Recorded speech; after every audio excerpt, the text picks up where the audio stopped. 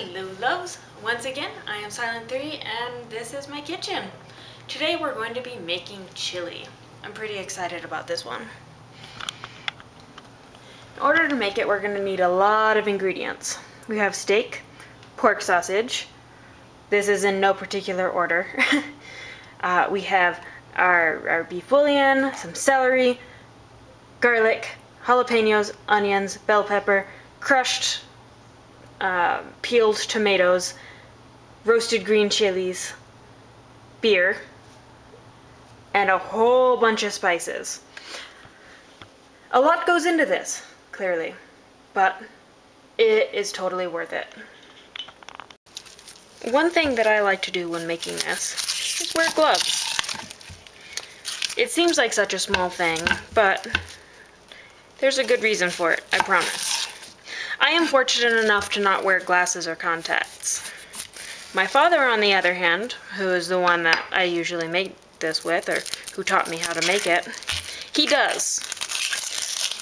And too many times did he get caught making this, slicing fresh onions, fresh jalapenos, and then having to go take his contacts out later that night.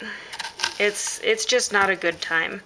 So even though I don't wear glasses or contacts, it's still something that I picked up from him, just because, like, if for any other reason I need to touch my eye, I want to be able to, you know? And this just makes it a little bit easier. So I'm starting off by slicing up my onions here, and I like keeping everything in little separate bowls based on when I need to put them in. So the onions and jalapenos will be sliced up and put in one bowl, and then the bell peppers and the celery will be sliced up and put in another. And I'll show you those bowls as I go, just because I can. I'm also going to be cutting out a lot of the prep for this because, well, it's 2:54 in the afternoon when I'm doing this now.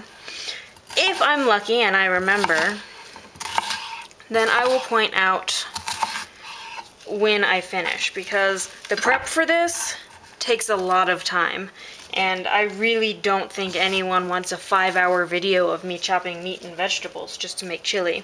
So we'll come back as needed. So the funny thing about jalapenos, if you've ever had to cut onions, then you know that they have a tendency to affect your eyes as you're cutting them. Or at least they do mine. I always get hit really hard in the eyes. Like, not literally, but my eyes always water really badly when I slice onions. For jalapenos, though, sorry if you can hear my cat going berserk in the background. For jalapenos, though, it's not my eyes that it gets. It's like the back of my throat. And you can just, like, feel it hanging there, being spicy, but not tasting that it's spicy. It's really not the best feeling in the world. But, I mean, again, this chili is so good, it's worth going through some pain. As a great philosopher once said, after all, no pain, no pain, no pain, no pain, no gain. One other thing, actually, while I'm thinking of it, it is usually the seeds and like this inner film stuff that makes a jalapeno super spicy. For example,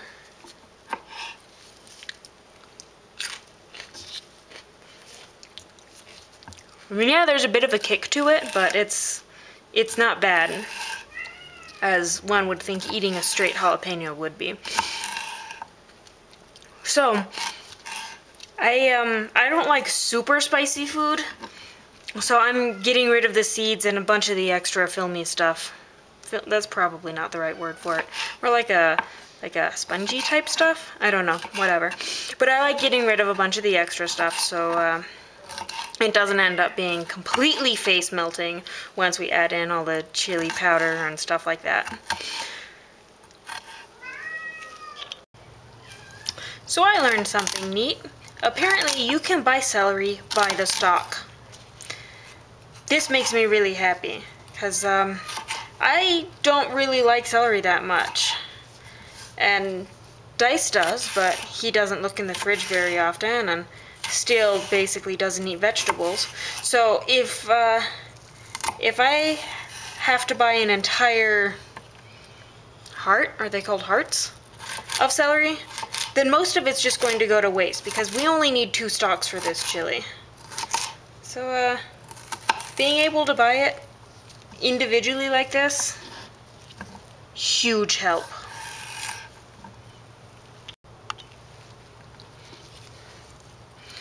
As I'm going through this, you may have noticed the bell peppers that I'm slicing now and the onions were both cut into fairly large pieces, whereas the celery and the jalapenos were both diced.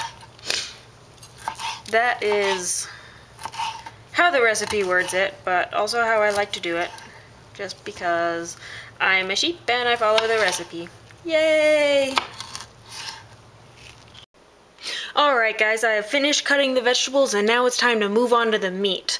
Even though I'm going to be cooking the meat first and then the vegetables, I still like doing it in this order because cross-contamination is a very real thing.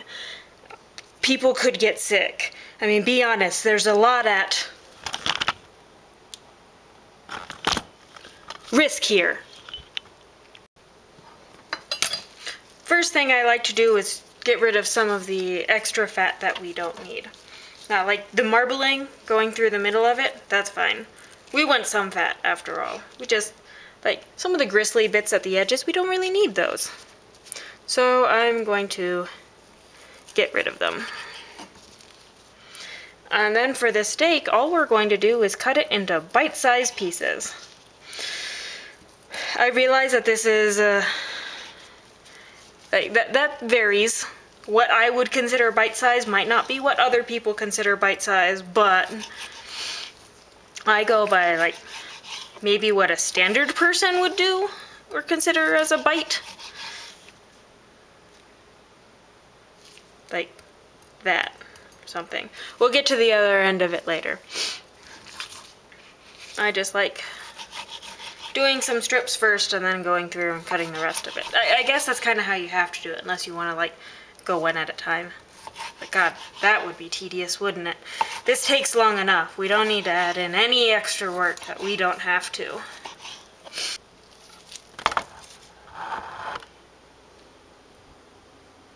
Someone thinks he's getting steak. Someone is wrong.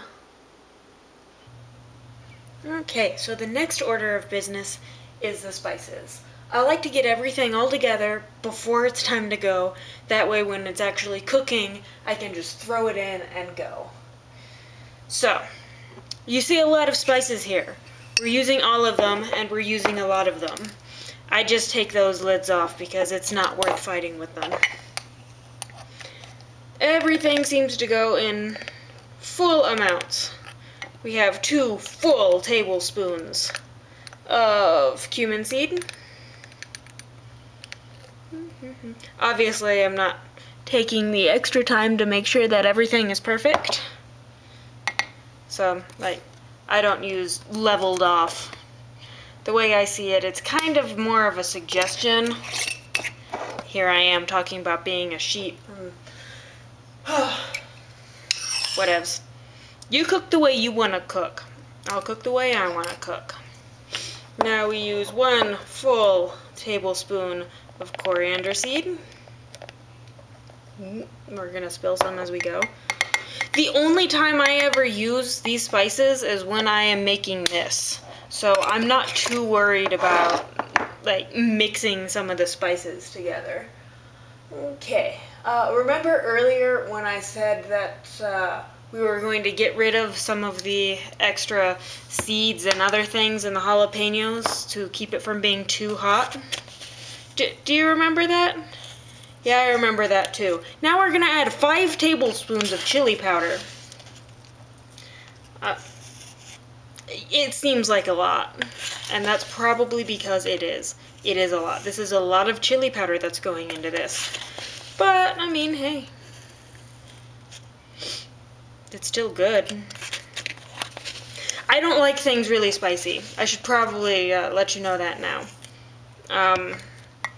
But 5 tablespoons of chili powder for this is not too much for me. So if it's too much for you, then you're even more of a pansy than I am. Okay, now we're going to go for some paprika. Just 1 tablespoon of this one. Right? Yes.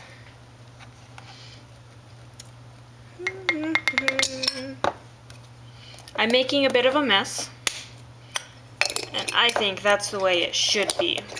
That's the way cooking happens, my friends. Okay. And now we have 2 tablespoons of oregano. Teaspoons. 2 teaspoons of oregano.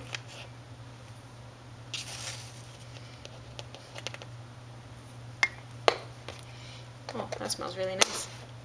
And 1 teaspoon of sage. I used to have a dog named Sage. We didn't realize when we named her Sage that we were naming her after the odoriferous herb. Not, you know, wise people. God, that dog was dumb. She was adorable, though. Okay. So, we have dumped in all of our spices. As of right now, this is what it looks like. We have dumped in all of our spices, and now we're going to give it a stir. And the reason I like doing it this way, like I said earlier, is just so I don't have to go through and measure it out as I'm also cooking everything. My dad does like to, but that's just him. I mean, it's probably a lot of people, not just him, but maybe this is just me. And here we have stuff ready to start cooking. This is only half of it, by the way. The rest is over there and out of focus. Alright, now it's time to get cooking. We're gonna start off with the meat. I usually like to do it in smaller batches to avoid overcrowding, which is why I've divided my steak in 2. And I'm also spilling blood all over my counter. Perfect. Okay. So my favorite thing about this, about making this chili in general, is getting the graze. I love steak. I've been called out on my my use of that word before. By the way, this all just goes right in here.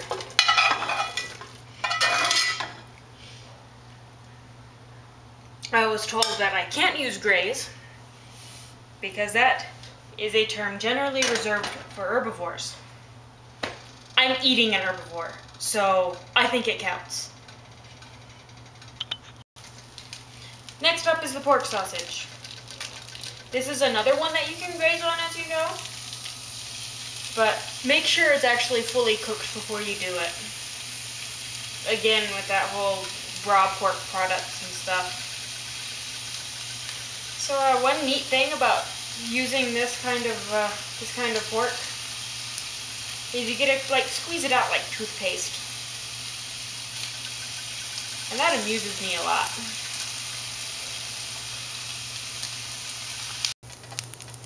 Okay, this is where it starts getting really exciting. Earlier, when I was doing the meat, I had that on about medium-high heat. Now we've reduced it to medium. We have our onions and jalapenos in here. This isn't all that's going in it this time. We need some more. I'm not going to be super precise with my measurements. Not for this.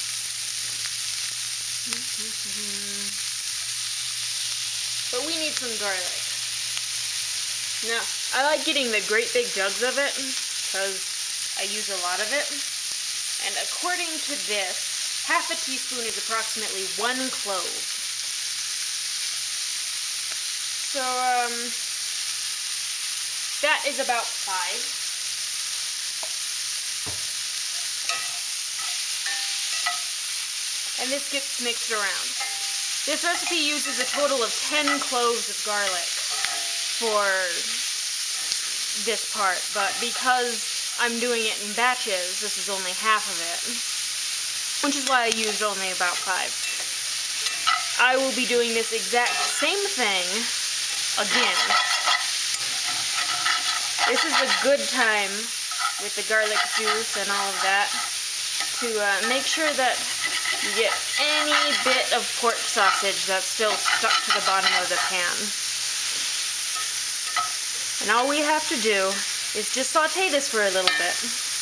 Just a couple minutes until it's about cooked. This is when things start getting more intense. Now we add the spices. Again, I'm only going to add about half of my mug.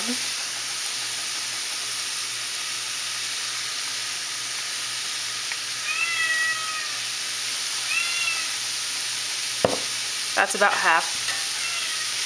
And then we're just going to mix this around to make sure everything is nice and coated. And Sebastian is going to meow constantly in the background. That's not part of the recipe, I just kind of ad-lib that part. He likes to help.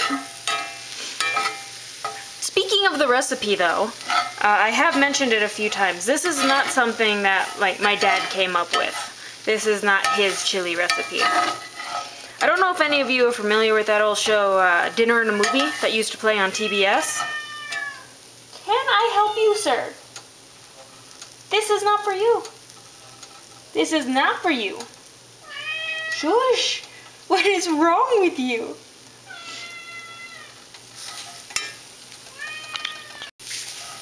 Okay, hopefully he is quieted now. Where was I? Dinner and a Movie used to be a show on TBS, and they would choose a movie to play that, and then at the same time, they would make something to eat. Now that this is nice and coated, we're going to add our celery and bell peppers. And half of our can of crushed tomatoes.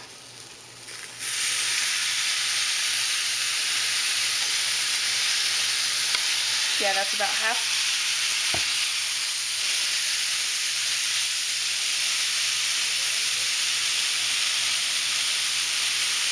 And our green chilies. Okay. Now it's beginning to look a lot like chili, right? I mean, it's still like, this is meatless and that's chili-less, but like when we put them together, it's gonna look phenomenal, I promise. Okay, now we mix this around some more and make sure that nothing scorches. Anyway, this is the recipe that they made when they were watching Animal House. Hence the beer.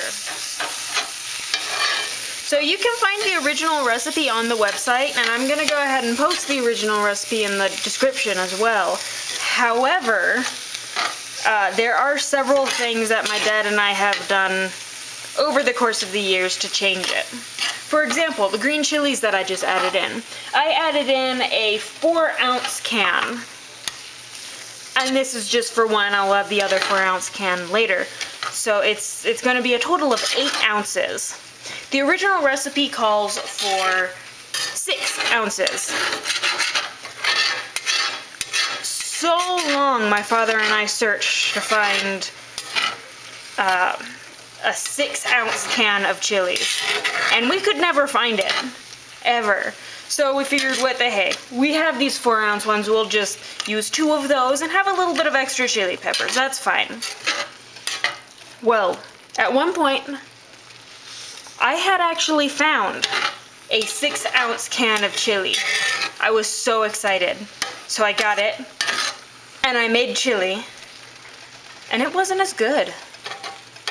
So, cooking, of course, is your own thing. Make it your own. Use however much chili peppers you want. But personally, I prefer it with the 8 as opposed to just the 6. Gosh, this looks good. It's like super concentrated too. this is looking pretty good to go. Things are moving well, it's not sticking anywhere. So, I'm going to go ahead and transfer this. Now is your last chance for grazing, so get it while you can.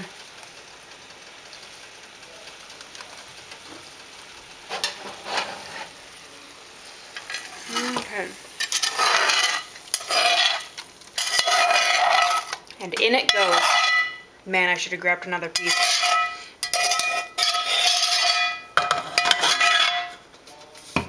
Now we're not done with that, because we've only done half of it. But we're going to skip ahead to this part for now. I'm going to give this a good stir, which is a thing that I can do when I have both hands.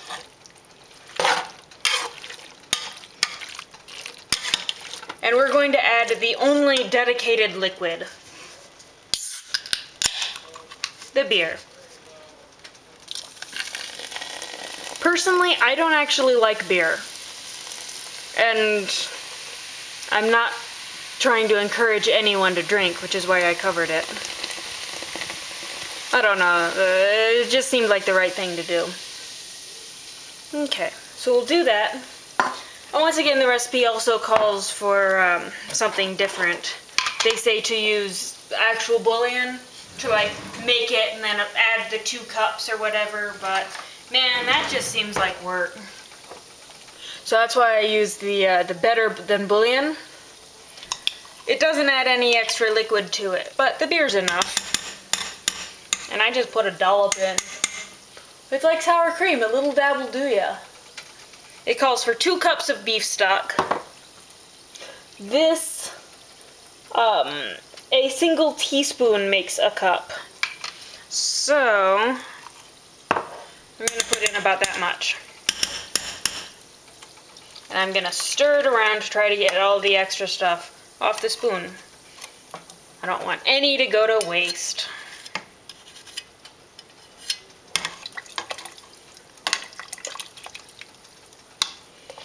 We're going to turn the heat on this fairly low. I have it set to 2. Okay, so we have this going so far.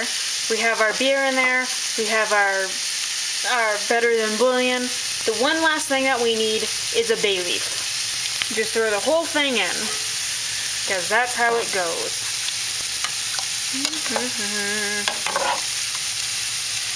And the best part about doing it in 2 batches like this is it means I get to nibble on this some more. Alright everyone, we've put everything together, and this is what we've come up with. It looks pretty good, doesn't it? I'm pretty excited about it. I'm gonna continue using my metal spatula to stir it every now and then, just because it's, you know, stronger than the plastic spoons and stuff, and I like being able to really get in there and stir it really well. But now all we have to do is partially cover it, and then wait for a couple hours.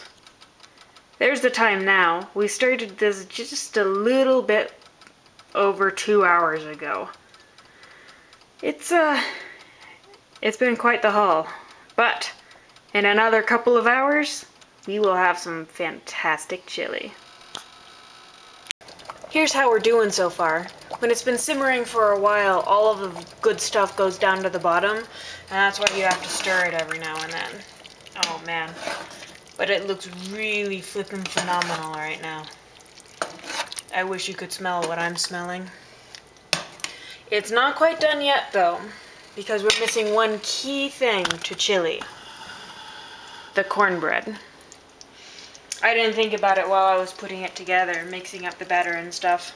Usually I use just like a pre-made cornbread mix where all I have to do is add like milk and oil, egg maybe. But I realized today that I am actually out of my cornbread mix. So, if you're gonna make cornbread, make sure you have what you need in order to make it. Fortunately, I was lucky enough to actually have some cornmeal.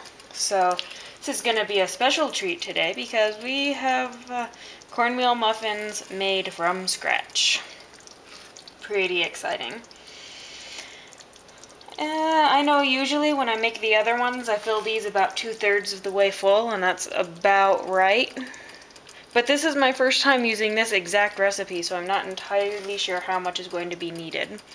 So I'm starting off filling them 2/3, and then I'll go back and fill a bit more as needed, depending on how much batter I have left.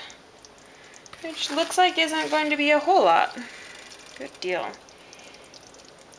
Making just enough for my 12 little muffins here. So normally when we eat this chili, it's just, you know, straight from the bowl, plain, anything like that. Though I know there are some who like it on hot dogs, hamburgers, stuff like that. As meaty and complex as this chili is, it seems really weird to me to do that. Though I also don't like any other kind of chili on hot dogs and hamburgers. So maybe that's just a matter of my personal preference. But you do what you like to do, as per usual. I have that. I'm gonna grab a paper towel and clean up these edges a little bit.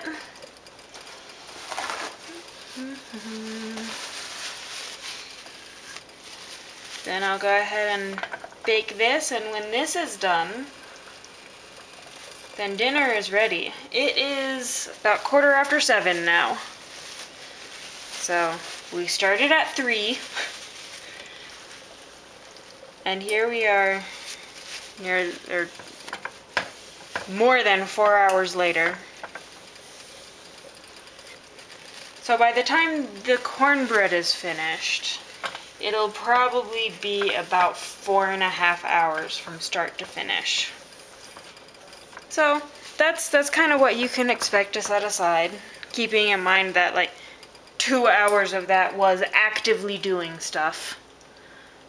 Oh yeah, that's looking pretty good.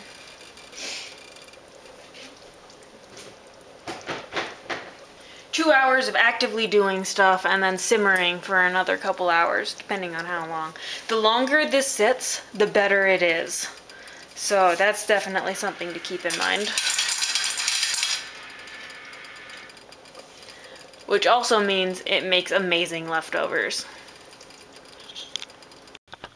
And here we go. A beautiful bowl of chili and some lovely cornmeal muffins. Enjoy!